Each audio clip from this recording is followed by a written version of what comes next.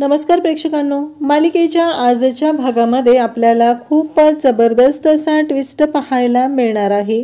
कारण इकडे अर्णव जो आहे तो ईश्वरीच्या रूमच्या बाहेर म्हणजे गेस्ट रूमच्या बाहेरच उभा आहे। त्याच्या डोक्यामध्ये विचारांचं काहोर माजलेलं आहे। जेव्हापासून ईश्वरी त्याला भेटत होती तेव्हापासूनचे प्रत्येक प्रसंग त्याच्या डोळ्यासमोरून जात असतात आणि अर्णवला ते सगळं आठवत असतं। जेव्हा ईश्वरी आणि त्याची पहिली भेट झालेली होती ती म्हणजे एका फॅशन शोच्या वेळी अचानक ईश्वरी त्या हॉटेलमध्ये आलेली असते आणि तिथे ईश्वरी आणि अर्णवची भेट होते आणि त्याचबरोबर ईश्वरी आणि अर्णव हे एकमेकांच्या समोर आलेले असतात। तेव्हा त्याच्या गाडीची काच फुटलेली असते कारण इमर्जन्सीमध्ये ईश्वरीला तो पंप घेऊन जायचा असतो आणि त्याच वेळी ईश्वरी आणि अर्णव समोरासमोर आलेले असतात। जेव्हा अर्णवने ईश्वरीला तो युनिफॉर्म दिलेला असतो आणि सांगितलेलं असतं की कोणतंच काम हे लहान मोठं नसतं, त्यामुळं तू हे काम करायचं आहे, वॉचमनची ड्युटी आज करायची आहे, ही तुझी शिक्षा आहे, कारण तू कारण नसताना त्या वॉचमनला पाठवलेलं आहे। तेव्हा मात्र ईश्वरीने आता ते काम आनंदाने स्वीकारलेलं असतं आणि ते काम करण्यासाठी ती तयारही झालेली असते। इकडे अर्णव त्या गोष्टींचा विचार करत असतो, पण अचानक काय झालं, अचानक ही आग का लागली, वेअरहाऊसमध्ये आग का लागली, शॉर्ट सर्किट का झालं, या गोष्टींचा विचार ही अर्णवच्या डोक्यात सुरू असतो आणि अर्णव त्याच गोष्टींचा विचार करू लागलेला असतो आणि त्याच वेळी तिथं आलेली असते ती म्हणजे अंजली।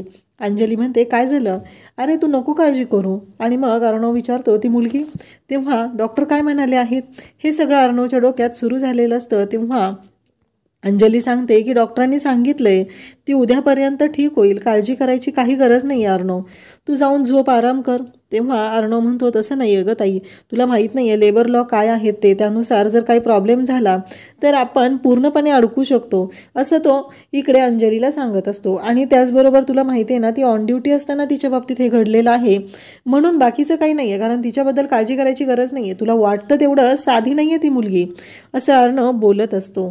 त्याचबरोबर अंजली म्हणत असते हो मला माहिती आहे, पण तू जाऊन आराम कर, मी आहे इथे, मी ठेवेल तिच्यावरती लक्ष, काही लागलं कमी जास्त वगैरे असेल तर मी तुला कळवते, असं अंजली बोलत असते। अंजली मात्र एकटीच इकडे अर्णवला खूप छान पद्धतीने बोलत असते, त्याच्याशी छान पद्धतीने वागत असते, त्याला समजून घेत असते, अगदी मोठी बहीण आहे त्या हक्काने त्याचे कानही पकडत असते, हे सर्व घडत असतं।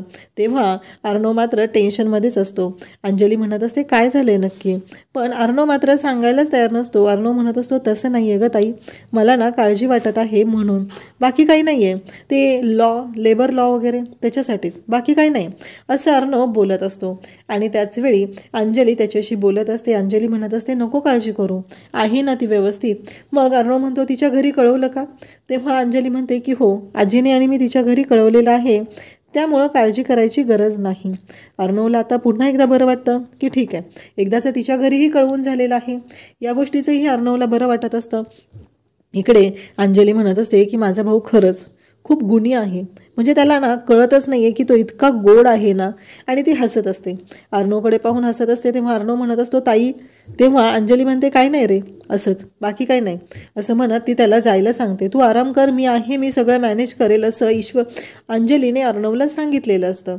आणि अंजली मात्र गोड हसत असते, तिच्या मनात अगदी वेगळ्याच गोष्टी सुरू झालेल्या असतात। आणि इकडे आता राकेश जो असतो त्याचे नखरे सुरू झालेले असतात। राकेश म्हणत असतो की ही इंदोरी जिलेबी पटवणं खूपच अवघड होत आहे, मला ना कळतच नाही आहे की हिला कसं पटवू, कारण काहीही झालं तरीही ही ना अजून माझ्या मनासारखी माझ्याकडे आलेलीच नाही, आणि एवढं करण्याआधी इतके मोठे प्रॉब्लेम क्रिएट होत आहेत, नक्की काय करू, आता हिला शिक्षा तर झालीच पाहिजे। एकतर ती अर्णवच्या ऑफिसमध्ये जाऊन अर्णवच्या जवळ गेली आणि हे मला नको होतं, हे सगळं काय घडतंय, म्हणजे मी काय करतोय, मला ना ती हवी आहे, आणि हे घरातले इथंपर्यंत येऊन पोचलेले आहेत, आज ही अर्णवच्या घरी पोचलेले आहे, इथे दुसरं कोणी येण्याआधी मलाच काहीतरी करावं लागणार आहे, आता मला विचार करावा लागणार आहे, हे सगळं विचारांचं चक्र त्याच्या डोक्यात सुरू असतं। आणि त्याचबरोबर इकडे मात्र अर्णव झोपलेला असतो, पण त्याला काही झोप लागतच नसते, त्याला मात्र त्रासच होत असतो, त्याला आठवत असतं ते म्हणजे ते वेअरहाऊसमध्ये लागलेली आग, त्याच्यामध्ये ईश्वरी तिथे एकटी होती आणि ती आग विझवण्याचा प्रयत्नही करत होती। या सर्व गोष्टी त्याला आठवत असतात आणि त्याचबरोबर त्याला याही गोष्टी आठवत असतात की हे सगळं काय घडत आहे. कारण काहीही झालं तरीही ईश्वरी तिथं एकटी पोचली कशी आणि अचानक काय झालेलं होतं, अचानक ह्या सगळ्या गोष्टी का घडलेल्या आहेत, या प्रत्येक गोष्टीचा विचार अर्णव करत असतो. आणि त्याचबरोबर त्याला कळत नाही की आता ह्या सगळ्या गोष्टी कशा हँडल करायच्या आहेत, हा विचार तो करत असतो. आणि त्याचबरोबर त्याचे डोळे काही बंद झाले तरी त्याला झोप मात्र येत नसते. त्याच्या डोळ्यांवरती अजूनही तसाच लख्ख उजेड दिसत असतो. त्याला कळत नसतं की हे सगळं कशामुळे झालंय, मी जर आज वेळेवर पोचलो नसतो तर तिचं काय झालं असतं. त्याच वेळी त्याला आठवतं पहिल्यांदा जेव्हा फॅशन शो होता इंदोरमध्ये आणि तेव्हाही ईश्वरी त्याच्यासमोर अशीच आलेली होती. ईश्वरी जेव्हा आलेली होती तेव्हा ईश्वरी डायरेक्ट स्टेजवरून आलेली होती. ती कावरी बावरी झालेली होती, तिचं लक्ष नव्हतं आणि ती कोणाला तरी शोधत आलेली होती. पण अर्णव या गोष्टींचा जेव्हा विचार करत असतो तेव्हा त्याच्या पुढे प्रश्न सुरू झालेले असतात की नक्की काय आहे, याच्या मागं रिझन काय आहे, हे सगळं असं का होतंय, असे अनेक प्रश्न त्याच्या पुढे सुरू असतात. त्याचबरोबर त्याला आठवत असतं ती म्हणालेली असते की तुमचे पैसे परत दिल्याशिवाय मी ही मुंबई सोडून जाणार नाही. खरं तर ईश्वरीची काहीच चूक नाही आहे. अर्णवच्या गाडीची काच फुटलेली आहे, याच्यामध्ये ईश्वरीची काय चूक आहे. अर्णव मात्र डोक्याला हात लावत आहे. त्याच्या डोक्यातल्या विचारांचं चक्र थांबत नाही आहे. कारण त्याचवेळी त्याला आठवतं ते म्हणजे जेव्हा त्या कॅफेमध्ये ईश्वरी आणि अर्णव यांची भेट होते, इशूचा मोबाईल खाली पडतो आणि अर्णव तो मोबाईल उचलतो आणि त्या मोबाईलची काच फुटलेली असते. तेव्हा ती म्हणते की माझ्या मोबाईलची काच फुटली आहे आणि हे सगळं तुमच्यामुळे झालेलं आहे. हे जेव्हा ईश्वरी त्याला बोलत असते तेव्हा अर्णव तिच्याकडे पाहतच असतो. आणि त्याचबरोबर अर्णव जेव्हा हे सगळं पाहत आहे तेव्हा ईश्वरी त्याला म्हणालेली असते की हे पैसे नको आहेत. कारण अर्णवने सांगितलेलं असतं की माझ्याकडून नुकसान झालेलं आहे, मी कोणाचं उधार राखत नाही, तर हे पैसे घे आणि हे सगळं मिटवून टाक. तेव्हा ईश्वरी म्हणालेली असते की माझ्याकडच्या वस्तू आहेत त्या जर फुटलेल्या असतील तर त्या बदलण्या इतपत पैसे माझ्याकडे आहेत, त्या मी माझ्या स्वतःच्या पैशाने मी बदलू शकते, असं ईश्वरीने सांगितलेलं असतं. माणसाची श्रीमंती ही त्याच्या मनात असलेल्या माणुसकीवर चांगुलपणावर ठरते, पैशावर ठरत नाही, हे वाक्य तिनं बोललेली असते. इकडे अर्णवला आठवतं जेव्हा आगीमध्ये ईश्वरी बेशुद्ध पडते तेव्हा त्याने तिला उचलून आणलेलं असतं. तिला गाडीमध्ये पाठीमागच्या सीटवरती झोपवलेलं असतं आणि ती बेशुद्ध अवस्थेत असते. तिच्या डोक्यावरून काळजीने हात फिरवलेला असतो कारण त्याला तिची खूपच काळजी वाटत असते. या सर्व गोष्टी घडत असतात. अर्णवला हे सर्व आठवत असतं. अर्णव विचार करत असतो आणि त्याला खूप रेसलेस असं फील होत असतं. अर्णव म्हणत असतो की मला कळत नाही आहे की मला एवढं रेसलेस का वाटतंय आणि या मुलीच्या विचारांनी, हे त्याच्या डोक्यात सुरू झालेलं असतं. आणि त्याचबरोबर त्याला ते आठवत असते, ते शब्द त्याच्या कानात घुमत असतात, ते म्हणजे की माणसाची श्रीमंती जी आहे ती त्याच्या पैशावर नाही तर त्याच्या मनात असलेल्या माणुसकीवर, त्याच्या विचारात असलेल्या चांगुलपणावर ठरते. आणि अर्णव खूपच रेसलेस होऊ लागतो. त्याच्या डोक्यामध्ये तेच विचार फिरू लागतात कारण त्याला आठवत असतं की खरंच ही गोष्ट खरी आहे. कारण याच विचारांचा अर्णवही होता. अर्णव आता उठतो आणि पुन्हा खाली जाऊ लागतो कारण त्याला असं वाटत असतं की काहीही झालं तरीही एक महत्त्वाची गोष्ट आहे ती म्हणजे अंजली जी बोलत आहे त्या गोष्टीमध्ये तथ्य आहे आणि हे त्याला आठवत असतं. त्याचबरोबर तो म्हणत असतो की मला त्या मुलीमुळे एवढं रेसलेस का फील होतंय ना, मला कळत नाही आहे नक्की काय प्रॉब्लेम आहे, हा विचार तो करू लागलेला असतो. त्याचबरोबर इकडे त्याला आता आठवू लागतं रिचा जेव्हा त्याला सोडून निघालेली असते तेव्हा तो रिचाला म्हणत असतो की प्लीज रिचा, मला नको ना सोडून जाऊ, अगं असं नको करू. रिचा म्हणत असते की मी खूप मोठी मॉडेल आहे आणि आता किती वेळा तू बिझनेस करणार आहे आणि तुला काय वाटतं रे, मी तुला प्रत्येक वेळेस समजून घ्यावं. तेव्हा अर्णव तिच्या पुढे हात जोडत असतो, तिला म्हणत असतो की रिचा असं नको करूस, पैसा म्हणजे सगळं नसतं गं, माणसाच्या मनातली माणुसकी, त्याचं प्रेम म्हणजे सगळं असतं, हे त्याने वारंवार रिचाला समजून सांगितलेलं असतं. पण रिचा मात्र ऐकायलाच तयार नसते. रिचा म्हणत असते की माझी लाईफस्टाईल, मी एवढी टॉपची मॉडेल होत आहे आणि माझी लाईफस्टाईल, या सर्व गोष्टी मला नाही वाटत की तुझ्याकडे राहून होऊ शकतील. मला त्या 2 खोल्यामध्ये अजिबात माझं आयुष्य काढायचं नाही, मला पूर्ण लक्झरियस लाईफ जगायची आहे आणि मला माहिती आहे की ती लाईफ मला तू देऊ शकत नाही, त्यामुळे मी तुला सोडून जात आहे. माणसासाठी पैसा म्हणजे सर्व असतं. तेव्हा अर्णव म्हणत असतो की मी प्रयत्न करतोय रिचा, असं नको विचार करूस तू.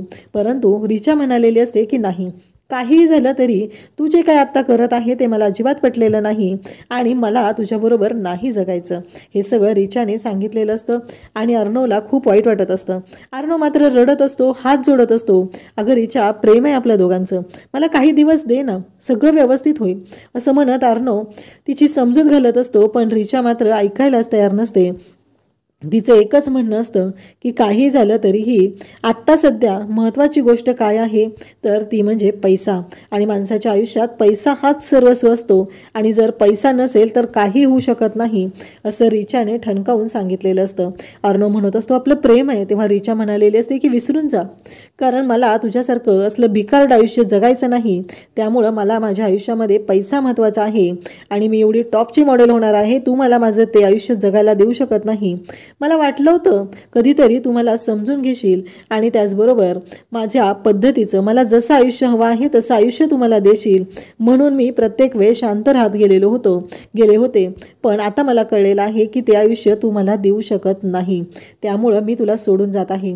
तो म्हणालेला असतो की आपलं प्रेम आहे इतक्या वर्षांचं, तू असं कसं करतेस. तेव्हा रिचा त्याला म्हणालेली असते की विसरून जा. आणि त्याच वेळी अर्णवला ते वाक्य सिमिलर वाटत आहे, जे म्हणजे इकडे ईश्वरी त्याला बोललेली असते की माणसाच्या मनातला चांगुलपणा, माणुसकी, त्याच्यावर आम्ही माणसाची श्रीमंती ठरवतो, पैशावरती नाही.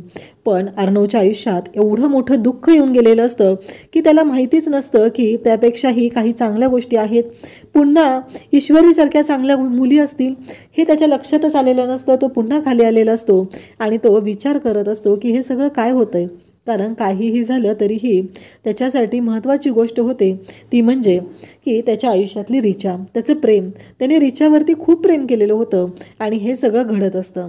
तेव्हा अंजली तिथं आलेली असते आणि अर्णवच्या डोळ्यातून पाण्याच्या धारा लागलेल्या असतात.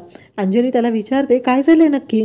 तेव्हा अर्णव म्हणतो काही नाही, मला थोडंसं रेसलेस फील होत होतं. तेव्हा अंजली म्हणते हो आलं लक्षात माझ्या, कारण काही झालं तरीही आत्ता लेबर रूल्स आहेत ना, लॉज आहेत ना, त्याच्यामुळं प्रॉब्लेम होऊ शकतो, म्हणून तुला तिची काळजी वाटते ना. तेव्हा तो म्हणतो की नाही. तेव्हा अंजली म्हणत असते की आहे रे, ती चांगली मुलगी आहे.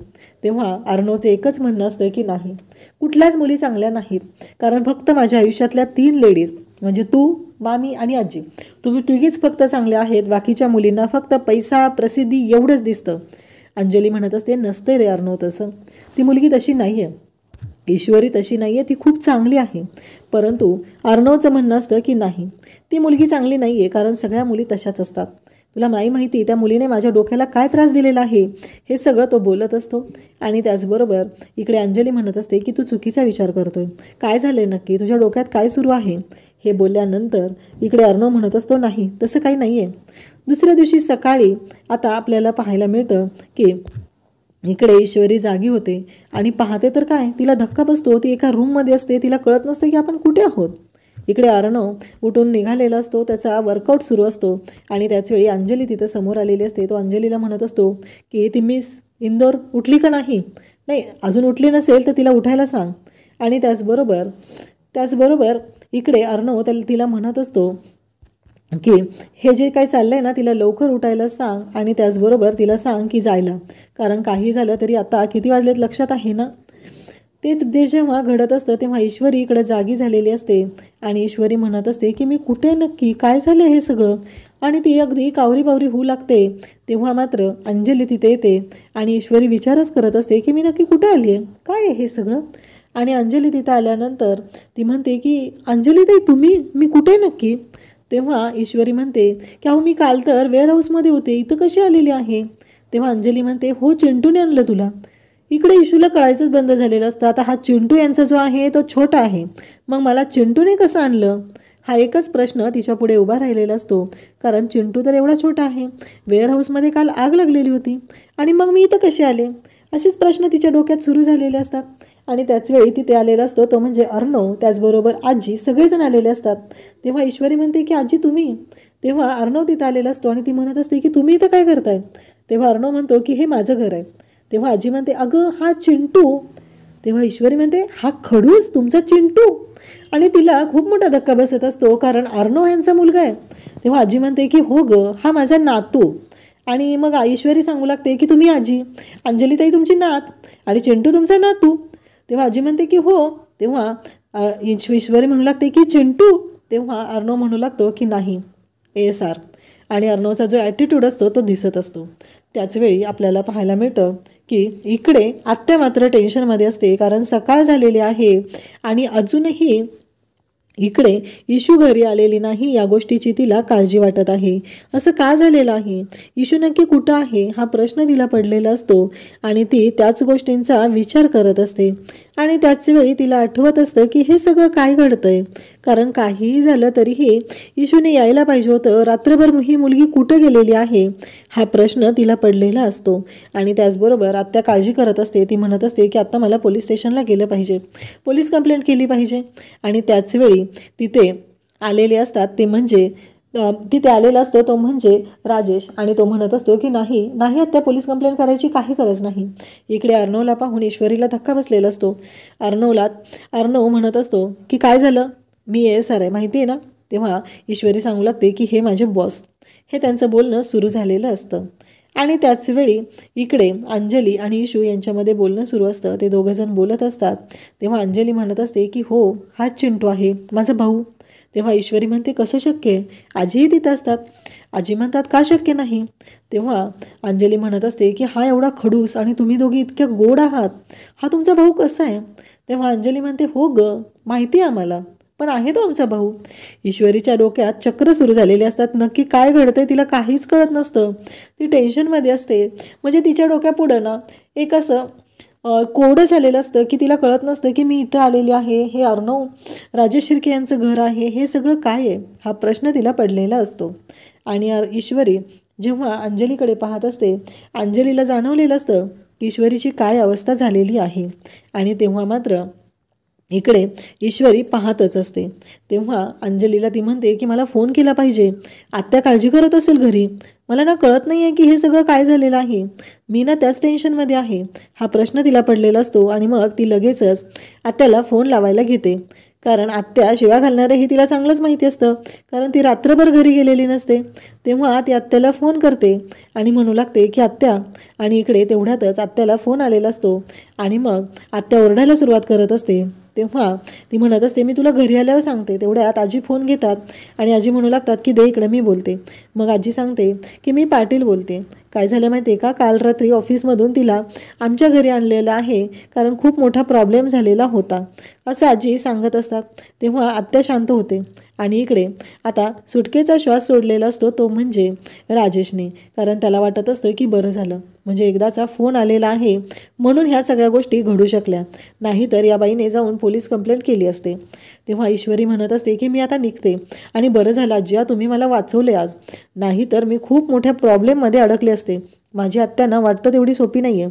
हे सगळं बोलणं सुरू असतं. तेव्हा आजी म्हणत असतात हो ग, त्यांनी काळजी करणं साधी गोष्ट आहे, म्हणजे एवढं काही त्याच्यामध्ये नाही आहे असं आजींचं सांगणं असतं.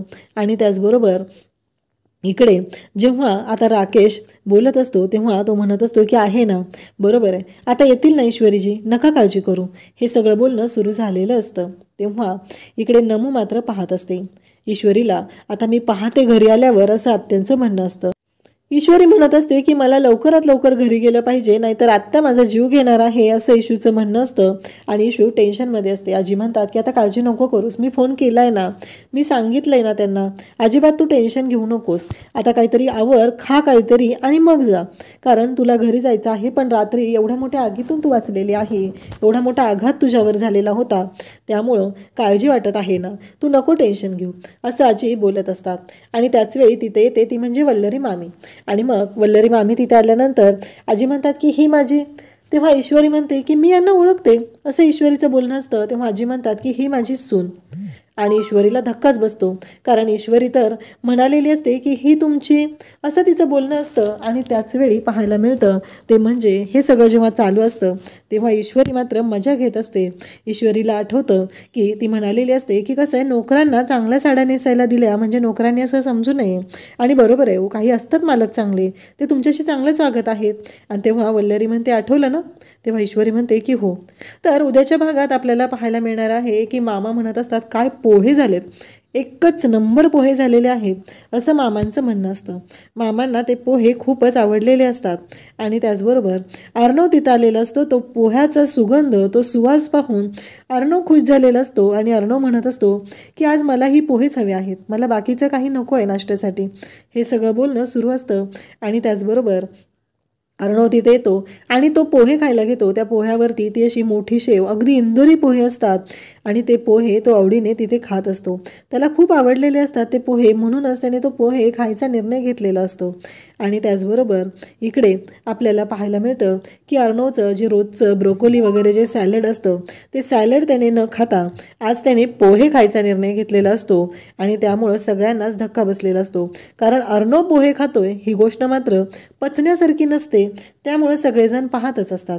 आजी त्याचबरोबर सगळेजण धक्का बसल्यासारखे अर्णवकडे पाहत असतात की हा पोहे खायला कसं काय तयार झालाय.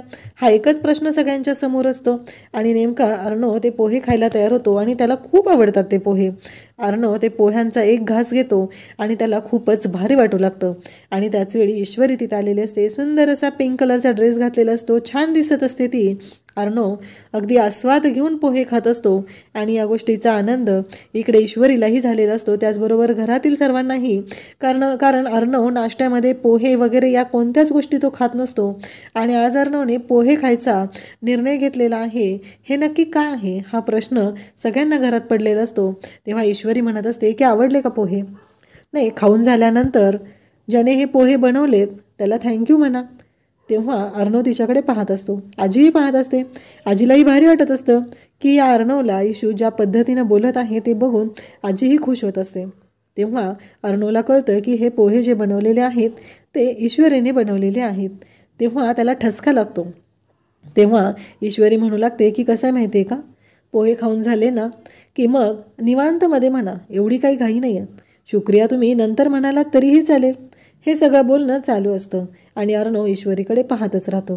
घरातील सगळ्यांनाही तेवढाच धक्का बसलेला असतो, कारण अर्णवला पोहे आवडलेले आहेत आणि इशूच्या हातचे पोहे आवडलेले आहेत, ह्या गोष्टीचा आनंद असतो. अशाच अपडेट्ससाठी चॅनलला सबस्क्राईब करा. थँक्यू.